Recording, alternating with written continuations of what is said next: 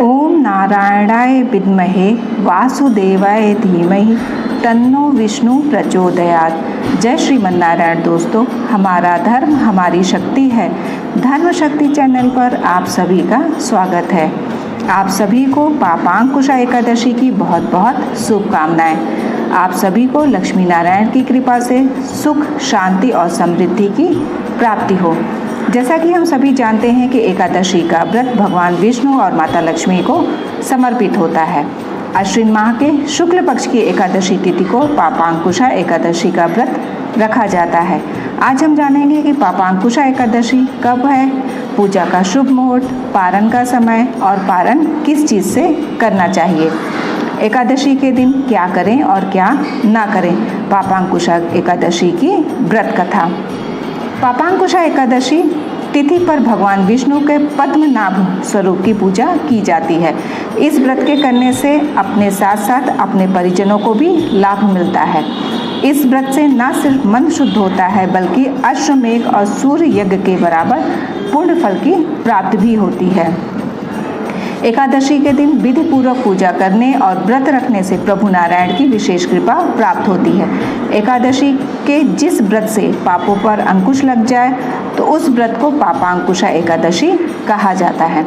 धार्मिक मान्यताओं के अनुसार पापांकुशा एकादशी का व्रत करने से सभी प्रकार के पाप मिट जाते हैं और धन धान्य सुख समृद्धि की प्राप्ति होती है।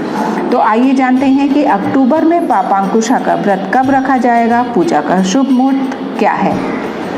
आश्विन मास की शुक्ल पक्ष की एकादशी तिथि 13 अक्टूबर सुबह 9:08 पर प्रारंभ हो रही है। इस तिथि का समापन 14 अक्टूबर को सुबह 6:40 पर होगा। स्मार्ट पद्धति में एकादशी व्रत के दिन भगवान विष्णु की उपासना अभिजीत मुहूर्त में की जाती है। इसीलिए पापांकुशा एकादशी व्रत का धारण 13 अक्टूबर रविवार के दिन किया जाएगा। वहीं वैष्णव संप्रदाय के लोग इस व्रत का धारण अगले दिन अर्थात 14 अक्टूबर दिन सोमवार के दिन करेंगे। जो गृहस्थ जन हैं वे लोग भी 13 अक्टूबर को व्रत धारण करेंगे। इस दिन एक समय फलाहार करते हैं। एकादशी पर दान पुण्य का बहुत महत्व रहता है। शाम के समय भी भगवान की विधि विधान से पूजा करके आरती करते हैं और ध्यान और कीर्तन करते हैं।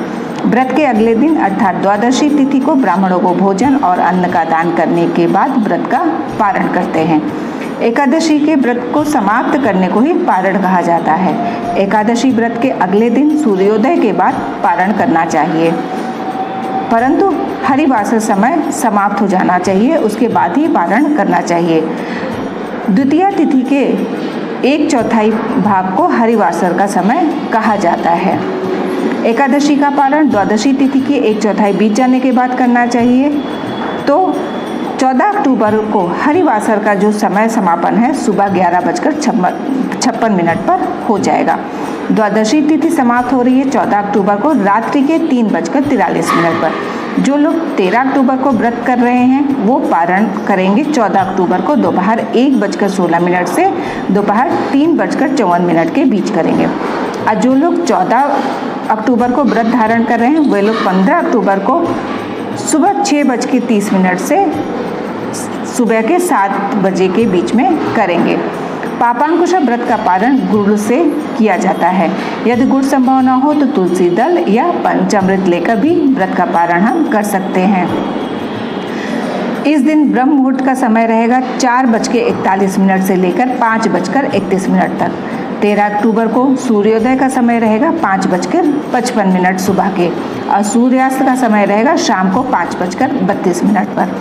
इस दिन राहु काल का समय रहेगा शाम को 4:27 से शाम को 5:53 तक। जो लोग एकादशी व्रत को धारण कर रहे हैं उन्हें दशमी तिथि को सूर्यास्त के पहले ही सात्विक भोजन ग्रहण करना चाहिए। इस दिन भी चावल, बैगन, चना, जौ, मसूर की दाल और दूसरे के घर का भोजन नहीं करना चाहिए। ब्रह्मचर्य का पालन करते हुए श्री हरि का ध्यान करते हुए भूमि शयन करना चाहिए।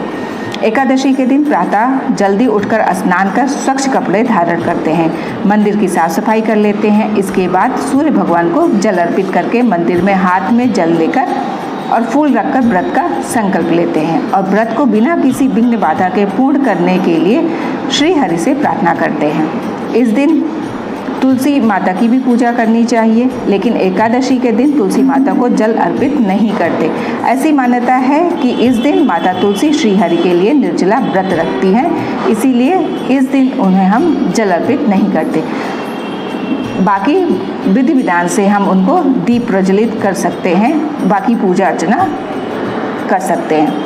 इसके बाद एक चौकी पर भगवान विष्णु की मूर्ति या तस्वीर रखकर पूजा करते हैं। यदि मूर्ति हो तो उन्हें पंचामृत से स्नान भी करा सकते हैं। विष्णु जी को पीले वस्त्र अर्पण करते हैं। उसके बाद रोली अक्षत का तिलक लगाते हैं। पीले फूल और तुलसी दल भगवान को अर्पित करते हैं। पूजा में भगवान को खास तौर से तुलसी दल और तिल चढ़ाना चाहिए। इस दिन अक्षत के रूप में चावल चढ़ाना वर्जित रहता है। अगरबत्ती, दीपक, दिया, नारियल, फल, फूल आदि चढ़ाते हैं। इसके बाद भगवान विष्णु को केले और हलवे का भोग भी लगाते हैं नैवेद्य के रूप में। भगवान विष्णु के भोग में तुलसी दल अवश्य शामिल करें। पूजा के बाद विष्णु सहस्त्र नाम का पाठ करें और भगवान विष्णु की आरती उतारें। व्रत रखने वाले को रात्रि में जागरण और भजन कीर्तन करना चाहिए। दूसरे की बुराई इत्यादि से बचना चाहिए। अगले दिन अर्थात द्वादशी को विधि विधान से पूजा करने के पश्चात ब्राह्मणों को भोजन कराते हैं और आर्थिक क्षमता के अनुसार दान करते हैं। इसके बाद पारण मुहूर्त को अपने व्रत का पारण करते हैं। यदि आप पूरे दिन किसी न किसी कारण से व्रत नहीं रख सकते हैं तो शाम तक व्रत करने के बाद विधि विधान से पूजा करने के पश्चात सात्विक भोजन ग्रहण कर सकते हैं। जो लोग व्रत नहीं रख सकते हैं, स्वास्थ्य जिनका ठीक नहीं रहता है, वो लोग एकादशी के दिन सात्विक भोजन को ग्रहण करते हुए और श्री हरि का ध्यान करते हुए दिन को व्यतीत करें और एकादशी के पुण्य को प्राप्त कर सकते हैं। एकादशी के दिन भगवान विष्णु के विभिन्न मंत्रों का हम जप भी कर सकते हैं, जैसे कि ओम नारायणाय विद्महे वासुदेवाय धीमहि तन्नो विष्णु प्रचोदयात्, या फिर ओम नमो नारायणाय नमः, ओम विष्णुवे नमः, या फिर ओम नमो भगवते वासुदेवाय नमः। इनमें से किसी भी मंत्र का हम जाप कर सकते हैं। इस दिन मिट्टी के बर्तन में पानी भरकर दान करना चाहिए और किसी भी मंदिर में भोजन या अन्न का दान करना चाहिए। इस दिन दान का बहुत ज़्यादा महत्व रहता है। दान में हम अनाज का दान कर सकते हैं। शास्त्रों के अनुसार दानों में अनाज और वस्त्र दान करने को सबसे बड़ा पुण्य माना गया है। ऐसे में आप यदि पापांकुशा एकादशी के दिन किसी ज़रूरतमंद को अनाज का दान करते हैं तो इससे आपके घर में सुख समृद्धि आती और श्री हरि के साथ माता लक्ष्मी की कृपा भी प्राप्त होती है। धन का दान कर सकते हैं। कहा जाता है कि धन का दान करने से पुण्य फल की प्राप्ति होती है, खासतौर पर जब आप इसे किसी अच्छे कार्यों में लगाते हैं। एकादशी के दिन मंदिर, विद्यालय, अस्पताल या किसी और के लिए घर निर्माण में जब आप धन दान में देते हैं तो आपको प्रभु कृपा प्राप्त होती है। इस दिन बुरे आचरण का भी दान करना चाहिए। पापांकुशा एकादशी का व्रत रखने से आपके पाप नष्ट होते हैं और इस दिन आप बुरे आचरण या बुरे विचारों का दान प्रभु के चरणों में कर दें। इससे आपको शुभ फलों की प्राप्ति होगी। पापांकुशा एकादशी का व्रत करने से जप तप के समान फल की प्राप्ति होती है और 3 पीढ़ियों को पापों से मुक्ति मिलती है। मान्यता है कि इस एकादशी का व्रत करने से चंद्रमा के अशुभ प्रभाव से भी मुक्ति मिलती है और सौभाग्य की प्राप्ति होती है।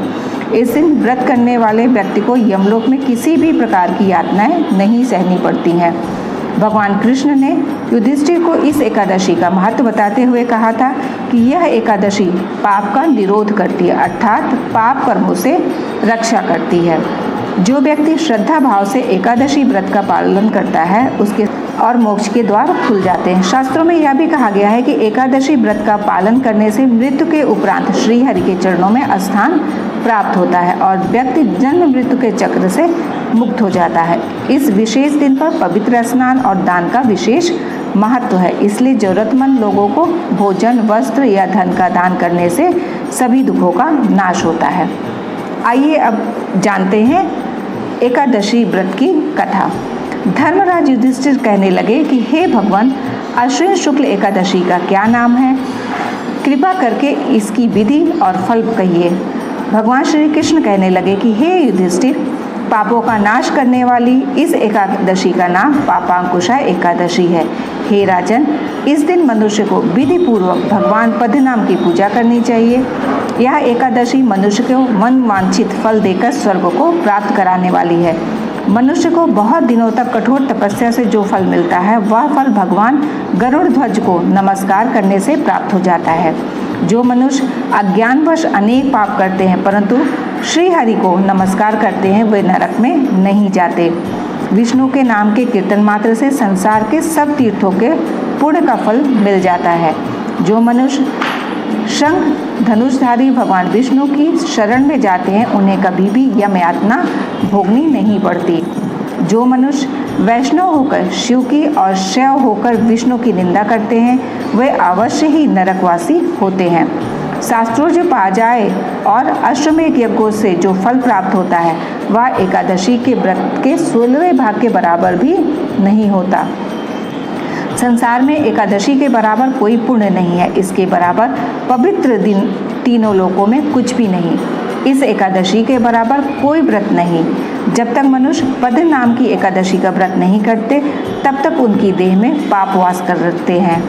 हे राजेंद्र, यह एकादशी स्वर्ग, मोक्ष, आरोग्यता, सुंदर स्त्री और तथा अन्न और धन की देने वाली है। एकादशी के व्रत के बराबर गंगा, गया, काशी, कुरुक्षेत्र और पुष्कर भी पुण्यवान नहीं है।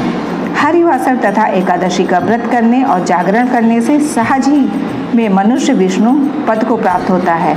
हे युधिष्ठिर, इस व्रत के करने वाले 10 पीढ़ी मातृपक्ष, 10 पीढ़ी पितृपक्ष, 10 पीढ़ी स्त्री पक्ष तथा 10 पीढ़ी मित्र पक्ष का उद्धार कर देते हैं।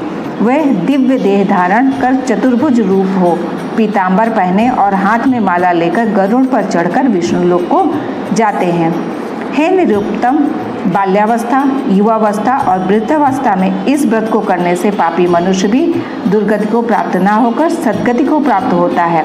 अश्विन मास की शुक्ल पक्ष की इस पापांकुशा एकादशी का व्रत जो मनुष्य करते हैं वे अंत समय में हरिलोक को प्राप्त होते हैं तथा समस्त पापों से मुक्त हो जाते हैं। सोना, तिल, भूमि, गौ, अन्न, जल, छत्री तथा जूती दान करने से मनुष्य यमराज को नहीं देखता। जो मनुष्य किसी प्रकार के पुण्य कर्म किए बिना जीवन के दिन व्यतीत करता है वह लोहार की भट्टी की तरह सांस लेता हुआ निर्जीव के समान ही है। निर्धन मनुष्यों को भी अपनी शक्ति के अनुसार दान करना चाहिए तथा धन वालों को सरोवर, बाग, मकान आदि बनवाकर दान करना चाहिए। ऐसे मनुष्यों को यम का द्वार नहीं देखना पड़ता तथा संसार में दीर्घायु होकर धनाढ्य, कुलीन और रोग रहित रहते हैं। भगवान श्री कृष्ण ने कहा, हे राजन, जो आपने मुझसे पूछा वह सब मैंने आपको बताया। अब आपकी और क्या सुनने की इच्छा है। इस तरह पापांकुशा एकादशी की कथा संपूर्ण हुई। यदि ये वीडियो आपके लिए उपयोगी हो तो लाइक और कमेंट करके चैनल को सब्सक्राइब अवश्य कर लें, जिससे आपको आगे आने वाले वीडियोस के नोटिफिकेशन समय पर मिल सके। आप और आपके परिवार पर श्री हरि और माता लक्ष्मी की कृपा सदैव बनी रहे। जय श्रीमन नारायण दोस्तों।